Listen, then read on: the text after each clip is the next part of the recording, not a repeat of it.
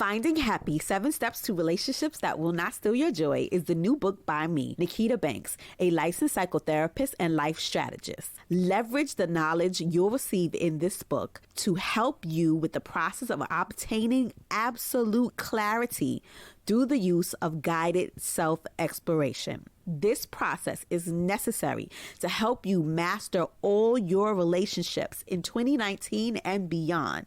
Go on Amazon.com or blacktherapistpodcast.com and grab your copy of the book, guaranteed to help you redesign all your relationships based on 2 basic principles, health and happiness. Get your copy today.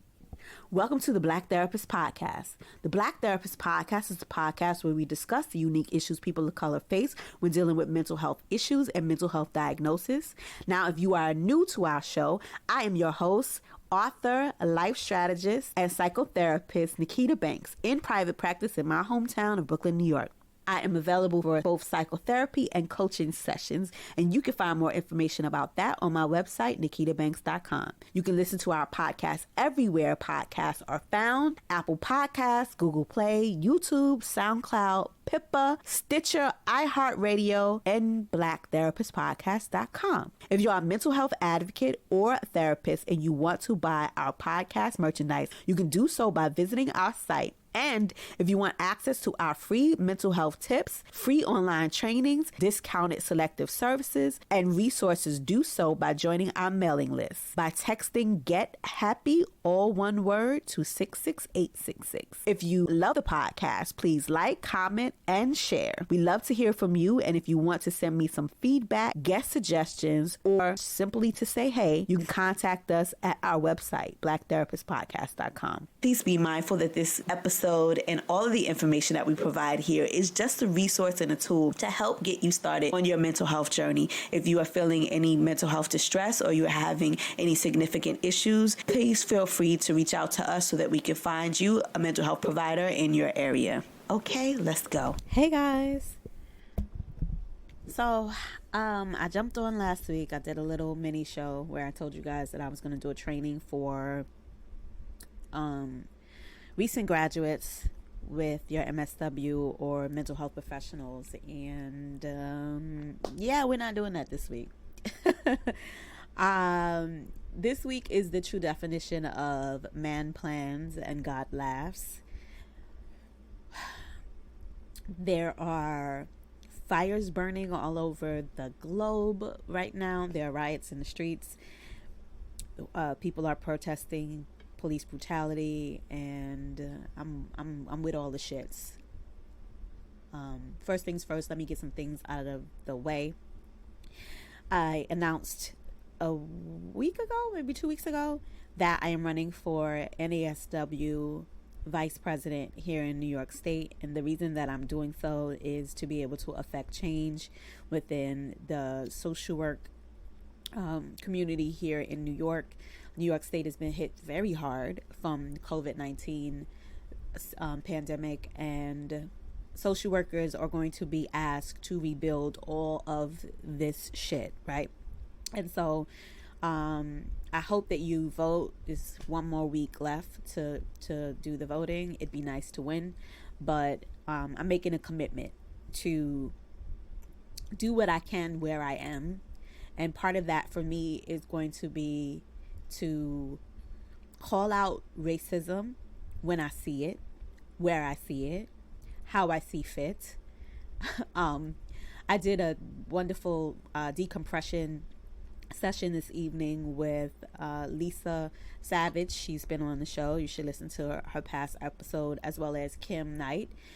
They have a group online called Clinicians of Color, and we gathered there tonight to just kind of talk about moving the conversation forward of how we as social workers and we as clinicians could, number one, get our minds right for the week, to be able to prepare for holding space for other people's problems when we are in pain and we are suffering, and number two, to have a conversation of how we can support one another, and number three, to come together with at least cohesive plans on like a course of action for how we will activate the social justice warrior part of this social work identity that we have. So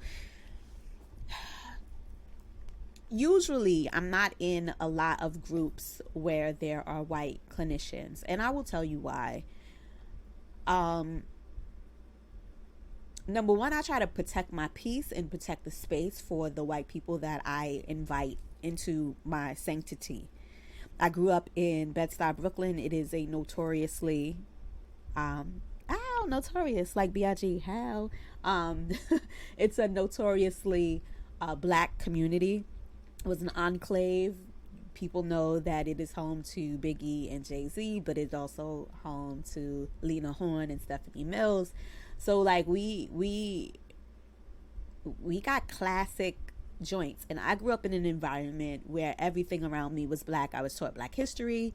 Someone made a little, like, a meme on the internet tonight that stated, what's one song you shouldn't have sung when you were younger but you didn't know better, right? And of course we thinking of like humping around or like bump and grind, but the person put the national anthem, and I was like, damn, but I never sung the national anthem in school. When I was in school, we sung Lift Every Voice and Sing. Like, that's the song that I sung because I went to an all black school with a black principal and a black vice principal, and the majority of my teachers were black. We were taught black history.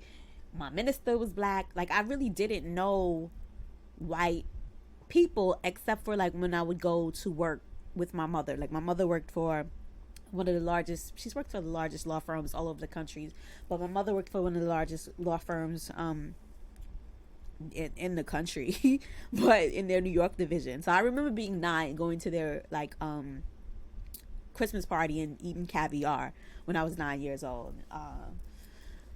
Never really developed a taste for it, but anyway, well, that's not true, because it's a whole nother. I'm getting off the topic. I'm getting off the subject. First of all, let me say this is the best that I've felt all day. It's the most energy that I've had all day. I've been down. I've been sad. I've been weary. I've wanted to cry for like the past 4 days, but have not had, number one, enough emotional energy to expense to push tears out of my eyes. And number two, I'm so numb with the feeling of like what the suffering that we're going through, and the constant barrage of like pain porn, and seeing the video. I tried every single thing that I could do to avoid the news, when it was Breonna Taylor, when it was Ahmaud Arbery, when it was George Floyd. And every single time I saw it on the news, I would turn from it. But I feel like now I have some energy. Number one, we're doing the show. Shout out to you guys listening. And number two, I have to prepare for my work week. And no matter usually what's going on in my own personal life, when I have to deal with my clients, I turn on. No matter whether I'm sick, no matter whether I don't know, maybe it's just the black woman in me, if it's the mother in me. You know, black people just be like, I gotta push those thoughts to the side. I gotta push those feelings to the side. I gotta put those emotions in this box right now and go to work. So all of a sudden, it's time for me to do the show, and I have this energy now. That said, I recorded a show tonight already, and it was so horrible because I was so in my feelings and discombobulated that I really couldn't even like get out my thoughts. So I just was like, let me just get a sandwich and like process what I want to process. That said, I create spaces for the white people in my life who I allow to have access to my gifts and allow to have access to my essence in my private practice. I went into private practice to create spaces for people of color, not because I don't like white people, but because I know that there are not enough clinicians that service black people and Hispanic people exclusively.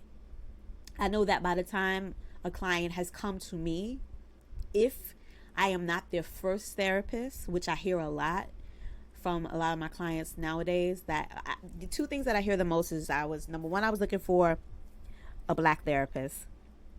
And so I asked for that, and they gave me you specifically. Or number two, I have never been in therapy before. Or the bonus is I went to a white therapist before, and I just feel like they didn't get it.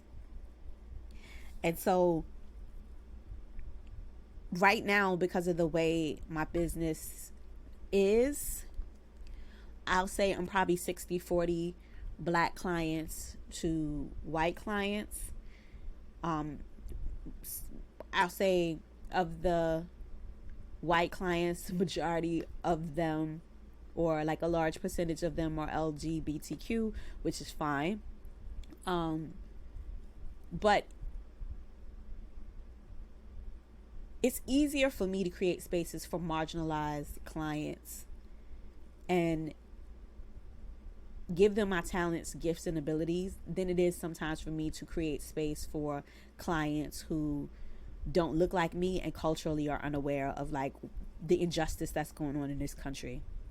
But to be honest with you, sometimes to work with those clients is a respite from me thinking about these things. So I know as I prepare for my week, there are going to be some black clients who are going to want to talk about this and how they're feeling, and there are going to be some black clients who don't want to talk about what's going on in the country at all, and I'm fine with either approach, right? There are going to be some white clients who want to talk about it or only want to talk about it, and I'll create spaces for them. And then there'll be some white clients who don't want to talk about it at all, and I'm fine with either, right? Therapy, when someone comes to me for therapy, is not about me. That said, I have seen some horrific shit in these groups that I'm in where black therapists are being seeked out, and it's happened to me before, by white people to co-sign their ignorant bullshit. For example, I'm in one of these groups online, and these are support groups of therapists of color. And one woman came in there. Well, actually, it was two posts, but one woman came in there and she said, "Hold on, I'm gonna read it because I don't want to misquote anybody if I can find it."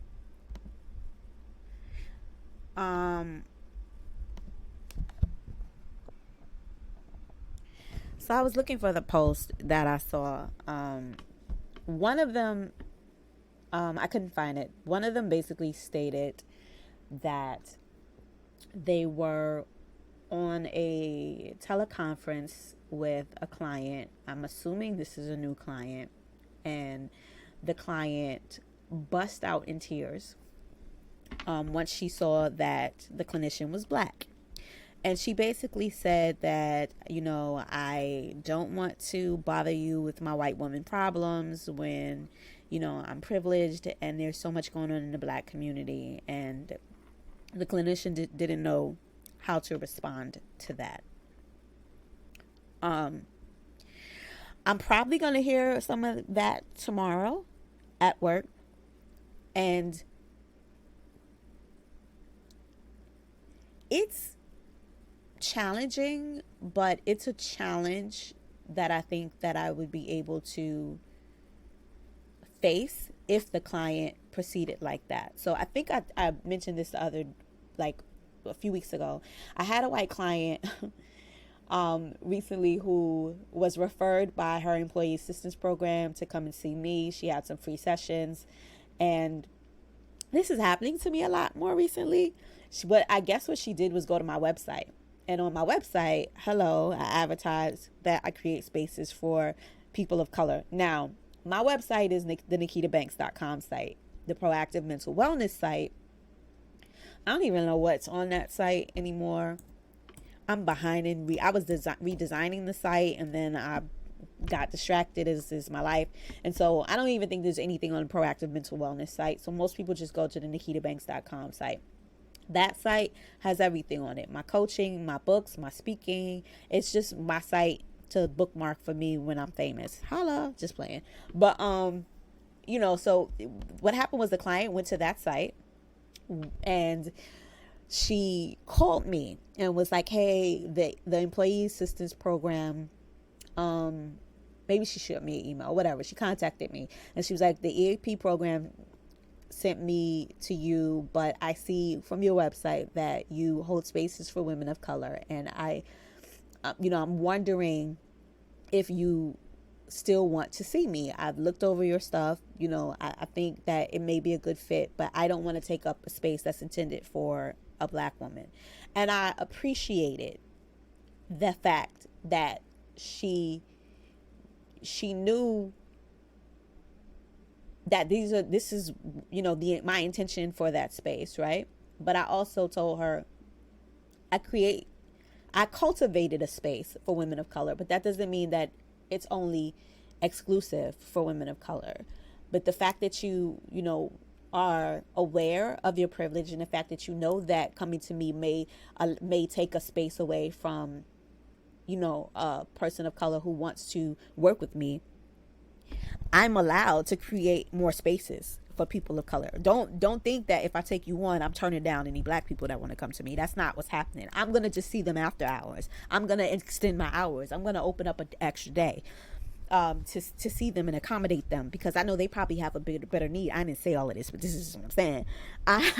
They have a better need for me to extend my flexibility to deal with them as I see fit. But I also would appreciate working with somebody who understands that this space is cultivated for women of color, right? It's like Essence.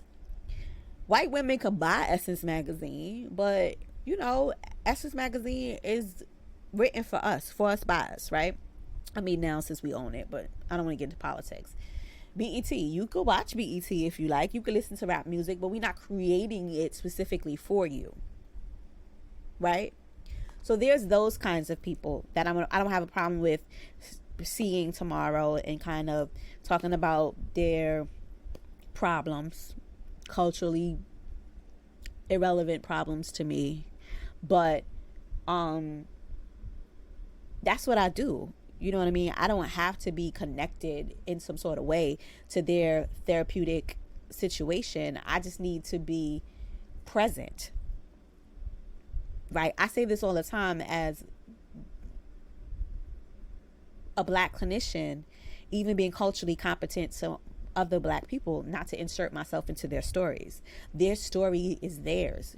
All I do is hold space for them. I'm a tour guide. But it's their house, right? It's literally like being not a tour guide. What's the people that like a real estate agent. Like, I will know how to come in and like zhuzh up your house, but it's your house. This is where you live. You would know if there's an extra crawl space. You will know if there's termites in the basement. I don't know any of that stuff until we start talking. And so I don't go into any situation thinking that I'm the authority and trying to insert myself into anybody else's story. So I don't have a problem creating space for them. But then there are those clients where in one of my groups, and I can't find it, so I'm going to paraphrase. Basically, there was a white man who decided to speak to his Black clinician and explain to her that being white and having white skin made him superior than Blacks. And I'm not sure if I think again it's telehealth, so maybe she put on her Caucasian voice, her good work voice, and he didn't know that she was Black, but he just started going on and on and on with that. And then she identified herself as a Black woman, and he made the comment, and this is a quote, which is challenge accepted.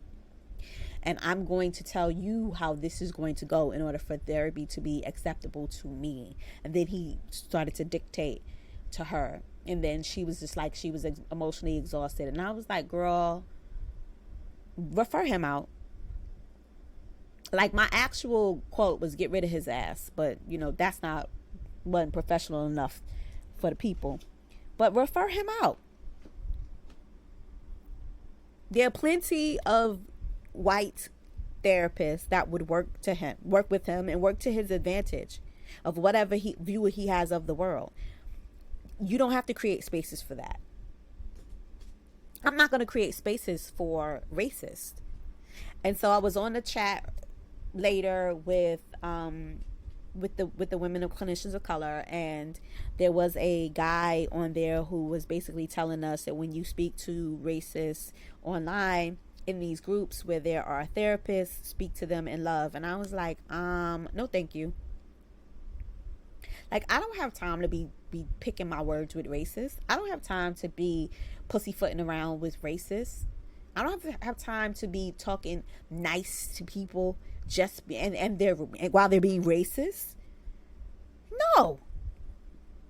Because the fact of the matter is, and I've done these shows on these topics, right? We've had instances where therapists have made comments about black therapists not being as smart as white therapists, not being as trained as white therapists, not being as competent as white therapists, right? A friend I went to NYU with made a comment that displayed her bias, and I checked her ass on it, and now we're no longer friends.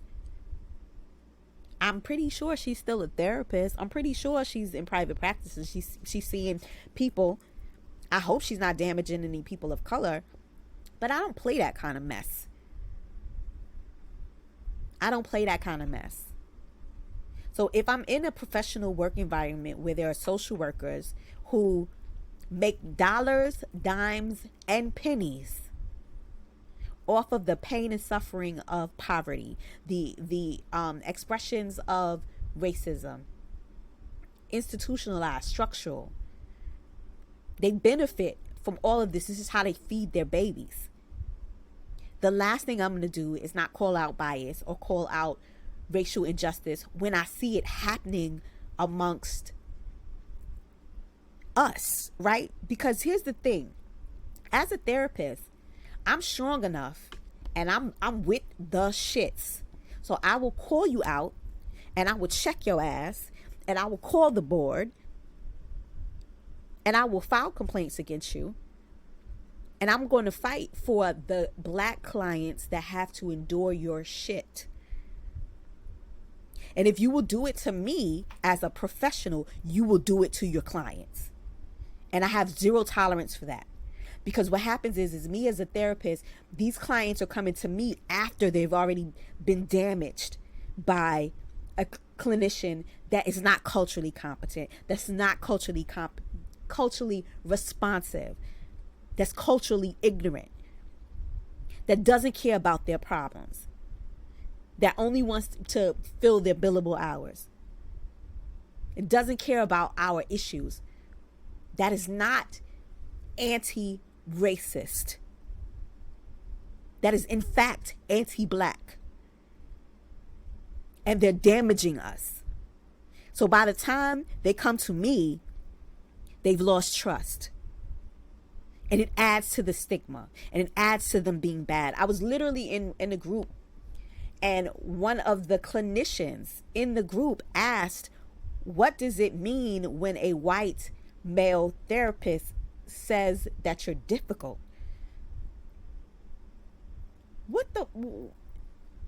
What's happening? What's happening? So somebody tagged me on Instagram, and I'm going to share it on my page. I don't know, whenever the hell I get back on the internet.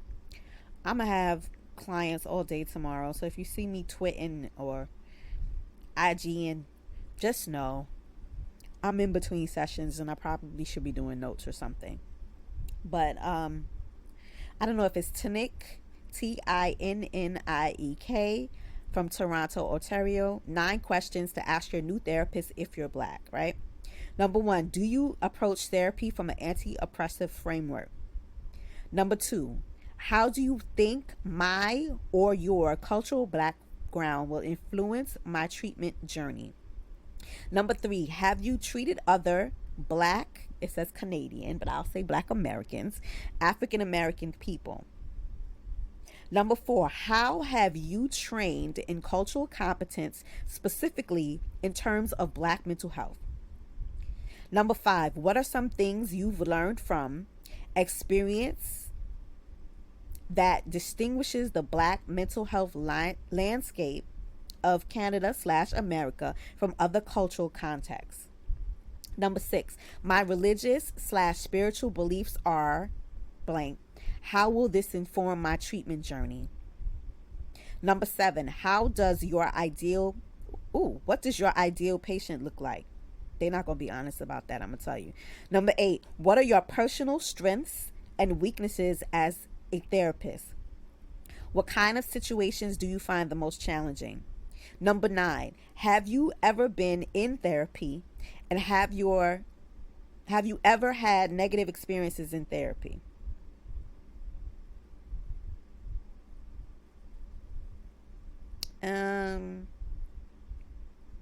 Okay. The post says, if the answers to any of these are lukewarm, number 1, I have Black patients. I think our differences don't matter. We'll find a way. Don't waste your time. You deserve competent care. Also, if they say I don't see color, put your skates on and blow. Some of the things that I would add to that is I would ask them, when is the last time that you've had any bias training? Period. Number 2, what training do you have about epigenetics and trauma as it relates to intergenerational trauma and race? Number 3, what anti-oppression therapeutic methods do you use? Number 4, how are you, I'm making these up on the fly, but how are you active in anti-racism and oppression movements? And have you had any recent trainings? As I told you guys, I am running for NASW vice president here in New York State. And part of what I want to do in that is to be able to advocate for mandated bias trainings. And I want to make sure that it's part of a mandatory curriculum. And I want to make sure that racial justice trainings are part of a license renewal. We got to make sure that these therapists are examining their internal bias. Part of what they need to be doing is having a training for supervision that allows them to explore their internal bias and be checked on it, on their microaggressions, on their aggressions, and on things that they say. I think that this also has to be done at the collegiate level, and it has to be mandatory. When I graduated from NYU Silver in 2013, having anti-racism and oppression classes outside of drop, which was a disaster because the white girl said the N-word, but having anti-racism classes that were more intensive and were really good was electives. And we need to change that.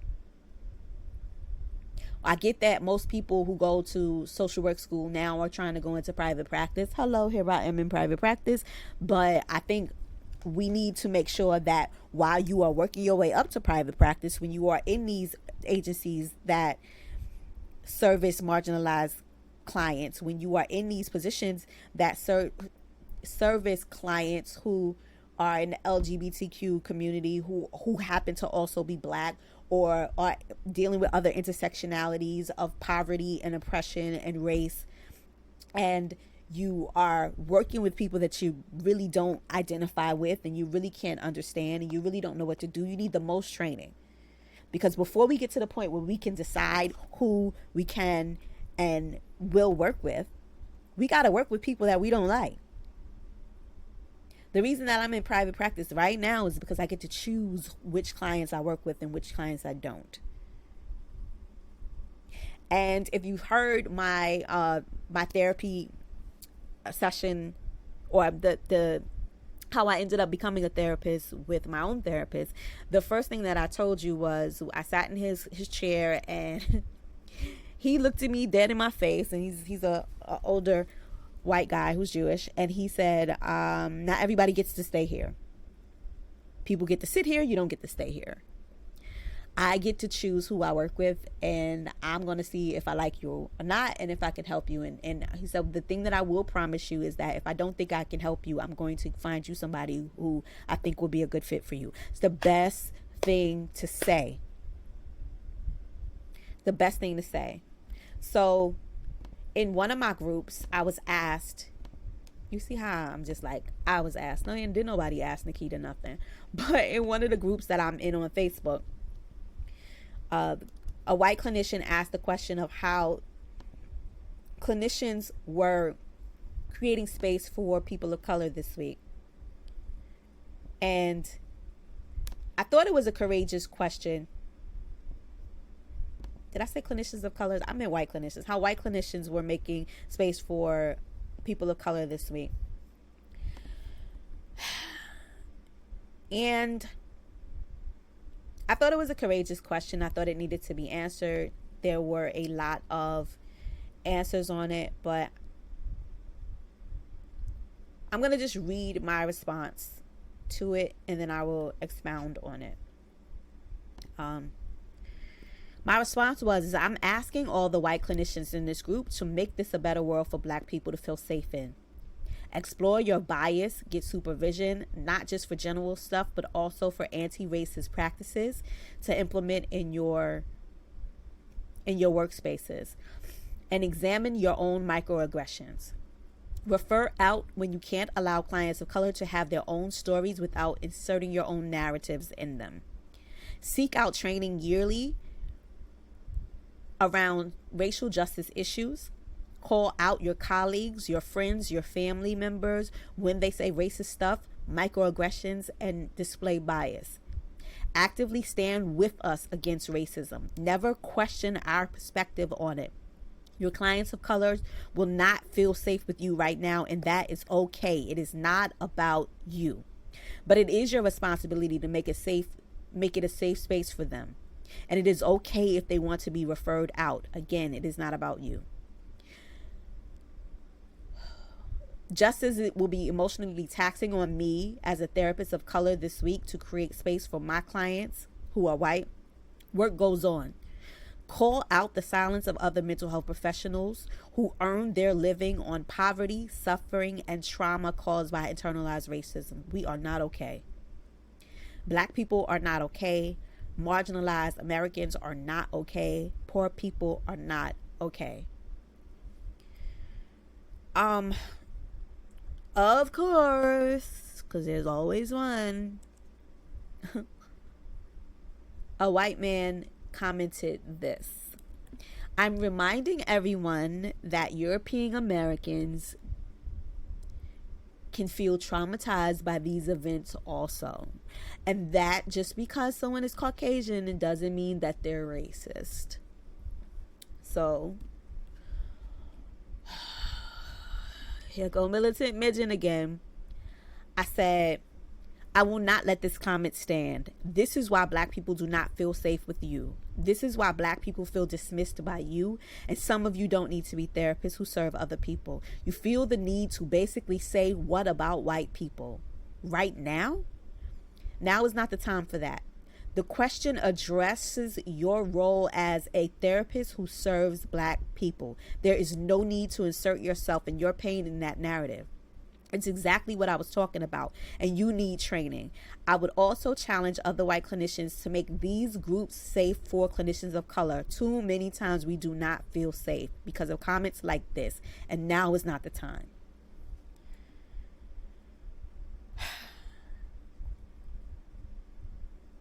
I usually don't even engage. I'm usually not even like in these groups.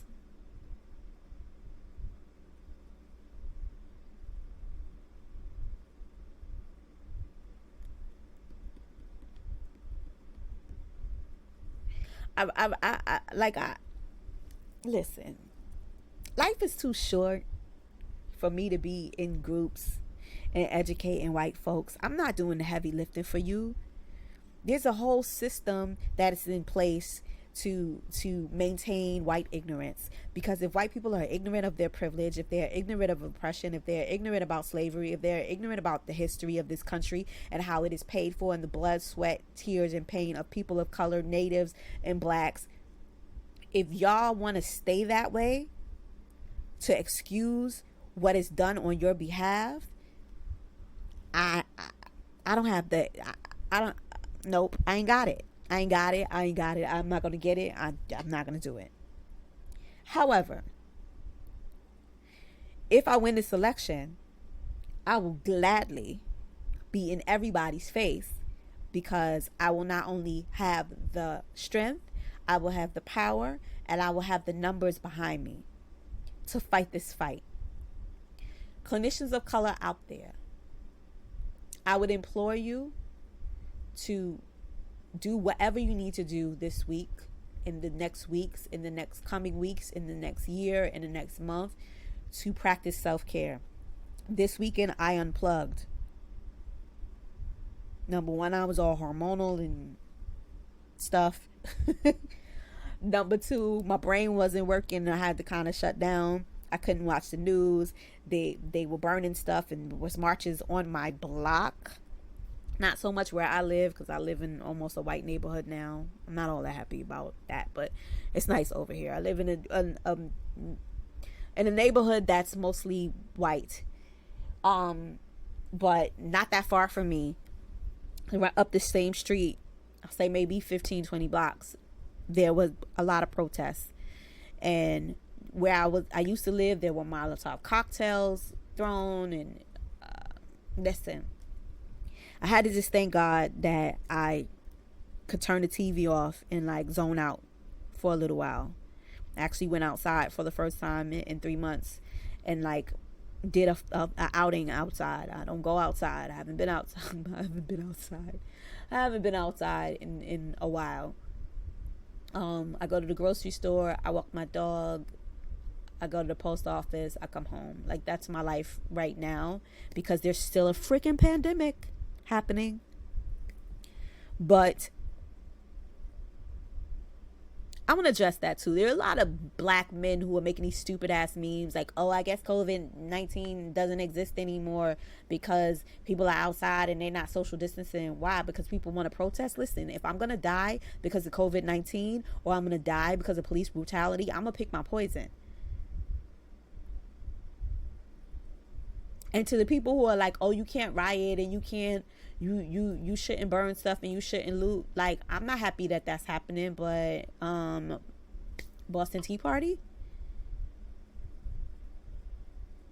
like, in the history of this country, there have been riots, and some for no reason. Tulsa riots, Rosewood, they burnt down our communities all the damn time. Central Park, white woman, oh my God, the black man is after me.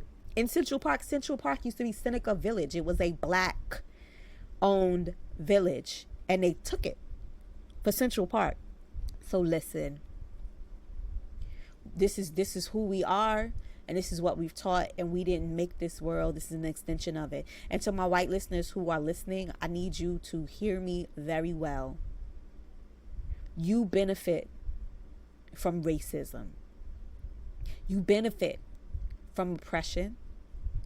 You didn't make this world, but you benefit from it. I've said this several times before. A white colleague of mine, Robin, told me that there's a difference between shame and guilt. Guilt is I did something, I must be bad. Shame is I'm connected to something, I feel bad. Get rid of the shame. Let the shame fuel you. You don't have to be ashamed that you're white. My intern, love her dearly, but she's like, oh my God, I'm sorry I'm white. I'm like, why? You're white. Look, I'm not sorry you're white. I'm not sorry I'm black. This is what it is. This is what it is. And I want to shout out a friend of mine, Kitty Bradshaw, because she made a good point today on Facebook. I'm not using the term ally anymore because I'm not giving anybody biscuits or awards for doing the shit that they need to be. Just be decent fucking human beings. And don't tolerate the suffering of anyone. I've been seeing white people say, oh my God, because only black people get killed by the police. No, stupid. White people get killed by the police more. But you know why? Because there are more white people. And usually they've done something, or usually they're guilty, or usually they're being arrested. But they're not being harassed for no reasons. And they're not being harassed in the same numbers. And you only mention it when we're protesting about black people. So clearly you don't care about white people getting killed by the cops. So why are we bringing it up now? What about black on black violence? Yes, let's start a march. Oh, you only bringing it up now? Why? Why? All lives matter, but you wanted to go outside and kill old people when COVID-19 was only killing old people and blacks? Shut up. Shut up. The clinicians that are out there, here are some courses of action that you can do if you want to be in the fight but not be in the streets. Number one, whatever your board is, whether you're at LPC, whether you're at LMHC, whether you're a counselor, whether you're at LCSW, join your boards. NASW, ASWB, National Black Association of Social Workers. I'm not a member, but I'm committed to joining as well. And try to do what you need to do to push legislation forward to reform police. Everybody who's listening, you can find out who your state representative is. And I'm thinking about drafting a letter or drafting some sort of policy that we want our legislators to enact that stops these police officers from being able to do this stuff without any kind of oversight. Now, I know there's a state situation, it's not a national situation, but find out who your local organizations are. I'm going to share a book when I remember what the name of it is. In one of my classes in undergrad, well, in graduate school, I had to write a letter to affect change in policy with one of my local legislators, and they wrote me back and it became policy. So I mean, there are books that'll teach you how to do that. Think about starting a grassroots organization. Think about creating a support group for the people that you know that are around you that are just not okay. Check in on your friends, right? If you can't do nothing else, just check in on your friends. If you need some resources to figure out how to support your friends and family throughout this time mentally, send me an email, blacktherapistpodcast@gmail.com. I will connect you with whomever I can to connect you. Also, I'm doing an event this week with, well, I don't want to announce it until it's happened, but just keep an eye out on my social media because I'm doing a live free training about this week. For the social workers, again, contact your alumni groups in your schools. I was already going to get into NYU and Columbia's EANS about passing some policies around making bias trainings mandatory and making the course electives, not electives, but making the courses required that you take anti-racism classes. But before I get to send them an email, they sent me an email with all the stuff they're doing, and they're having a bunch of meetings this week, and I'm going to make sure that I put some time in my schedule to attend most of them so that my voice can be heard. I don't know, man, if y'all want to meet up online or if you want me to do a live so that we can have a larger discussion about how we organize and utilize our talent, skills, and abilities to service the community right now because they are hurting, please let me know. If you're a clinician of color and you are listening to me and you want to organize around this, make sure you send me an email. Don't send it to therapist podcast. Well, you can send it there. All of my emails forward, but make sure that you put in the subject line clinician of color or black clinician. Matter of fact, put black therapist in the subject line, and just let me know that you want to meet and organize, and I'll do what I can to create some time this week to meet with people who actually want to make change. And even if you're not a clinician, if you want to meet to have some ideas or talk about ways that we can organize and things that we can do in the community to stop this peacefully, not peacefully if y'all want, sure.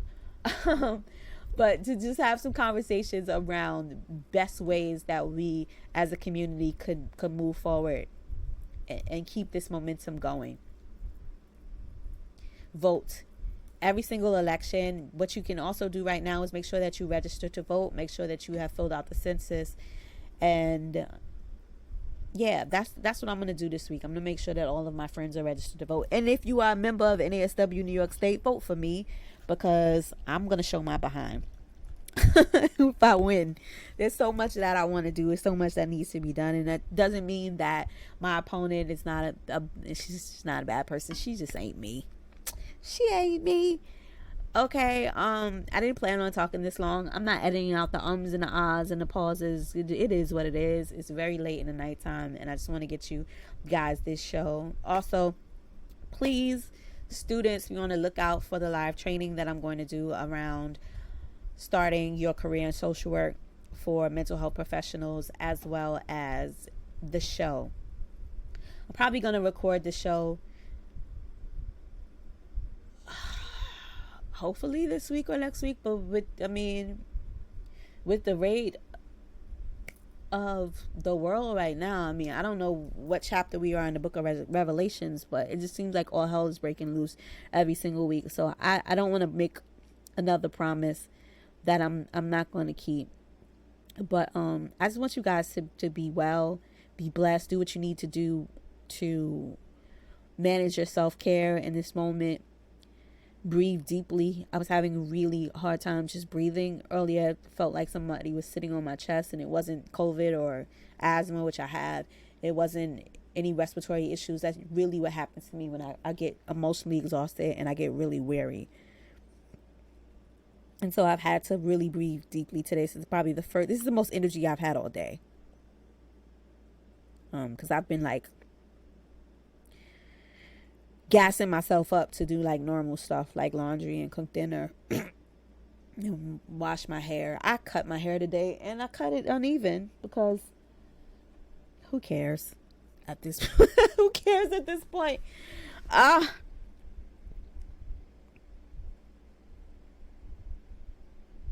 Guys, if you are religious, if you have any spiritual practices, if you believe in the universe,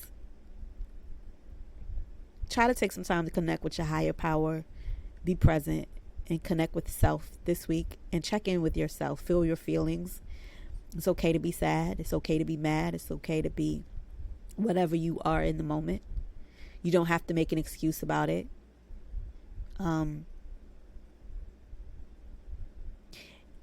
And I did a recent training at Amazon a few weeks ago, and one of the things that happened when we did our recap is that one of the people who worked at Amazon, she said that after a bunch of things happened racially around the country, she called in black. And it was the first time I had ever heard that. But I think that this would be a really good time to decide that we want to call in black.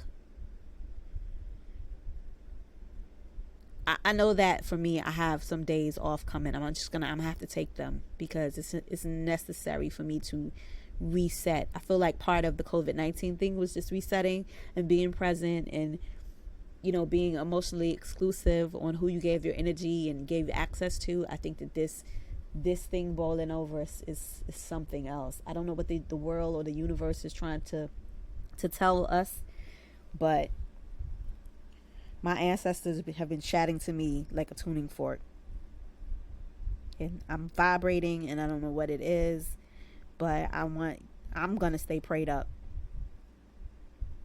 I'm going to stay prayed up. I'm going to stay prayed up. And I'm going to try to stay present.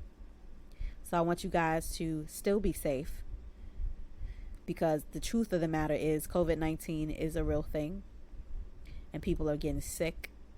I've lost way too many friends. And with all of these damn protests, who the hell knows what's going to happen within the next 5 to 6 days, 2 weeks, which is the incubation period. I just want everybody to be safe, but we are not okay.